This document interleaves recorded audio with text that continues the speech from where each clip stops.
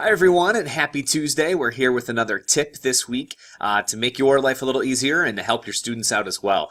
So the extension that I'm going to show you this week is called Split Tabs. Split Tabs. The icon looks just like this, and once again, if you want that, you just go into the Chrome Web Store and search Split Tabs and install that into your Chrome browser, and you'll be good to go. It's going to pop right up here on the top for you.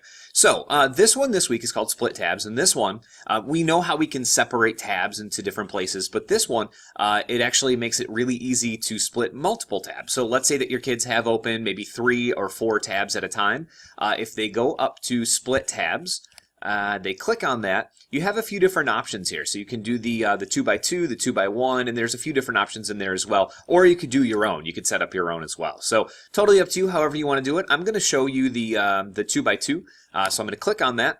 It takes all the open tabs that I have, and it puts them into separate tabs. So nicely, neatly, it has all 4 of them there at one time. So for example, this one I was working on in Google Doc, and over here we have some information, an article about ocean habitats. Down here we have some pictures, and then down here we have another website open that may help us with our research as well.